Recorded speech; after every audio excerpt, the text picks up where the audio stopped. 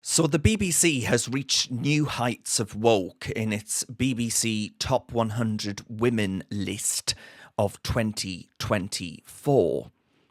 So you scroll through and you potentially think, oh, well, usual suspects. This list, I can see people, sports personalities, I can see singers, I can see artists with Down syndrome, Olympians, all of these things. But you go down and we get to one woman in particular that caught my eye, actually, who's been in the press for things that aren't very nice at the moment, actually, it has to be said. So there are women from Russia, women from Syria, a woman there in Bangladesh wearing a full head dress and all the rest of it. Sort of, so far, so to be expected. But then we get to the likes of,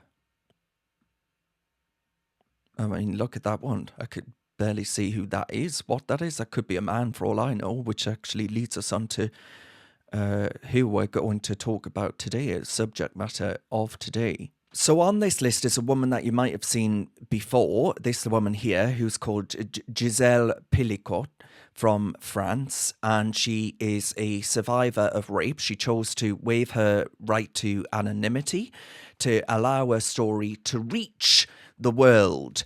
And Giselle, her former husband, admitted drugging and raping her when they were married and recruiting dozens of other men to rape her as well, most of these rapes being filmed.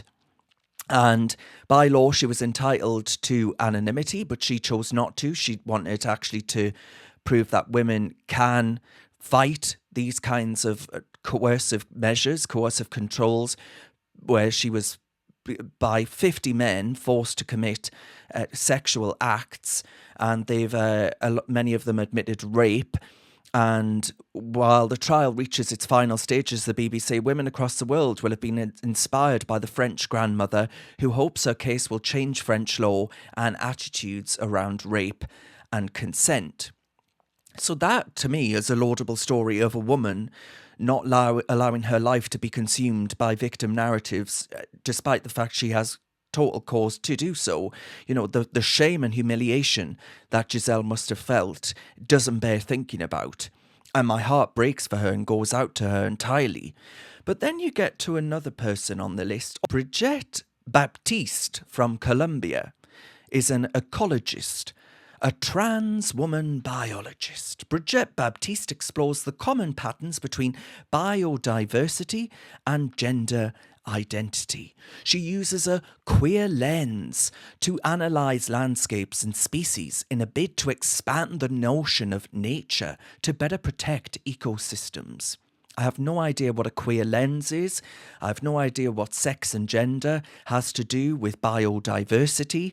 A renowned academic, Baptiste spent 10 years as the director of the Alexander von Humboldt Institute and currently serves as the president of Universidad in Bogota, a higher education institute focused on sustainable entrepreneurship. She's campaigned for better funding to get more LGBTQ plus people into higher education, the alphabeti spaghetti.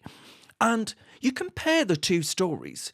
Giselle, a woman raped and oppressed by a man, and, well, many men, and then Bridget, a man who is on this list, and to me, this goes to show the extent to which the BBC has been captured by the Stonewall movement.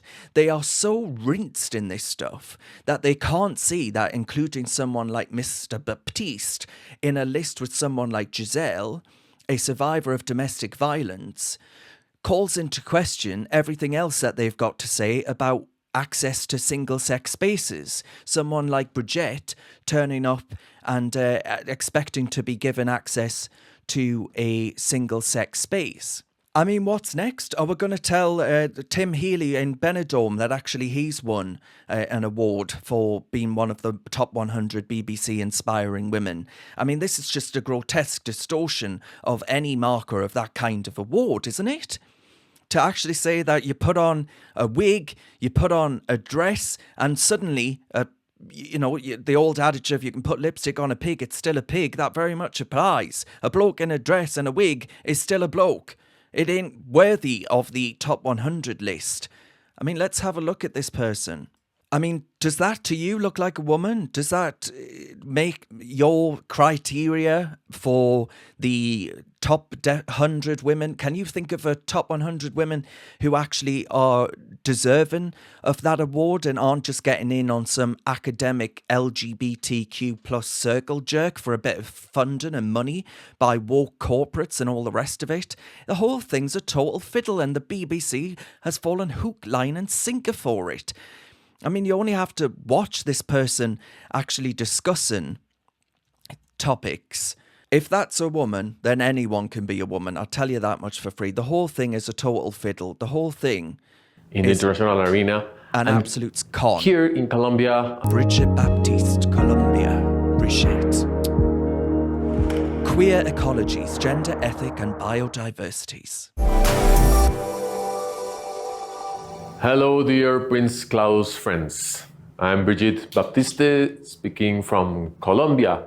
I've been honored by the institution with one of the recognitions in the past, and I'm very happy to really participate into this 25th celebration. En 25 años, I'm saying in Spanish, in 25 years, there's plenty of things that has happened, particularly to me as a transgender person here in Colombia. 25 years ago, nobody spoke about being transgender openly. I mean, honestly, the BBC is just beyond repair, right? This woke joke of an institution doesn't deserve any of our bloody money, and it certainly doesn't deserve any more of our bloody time.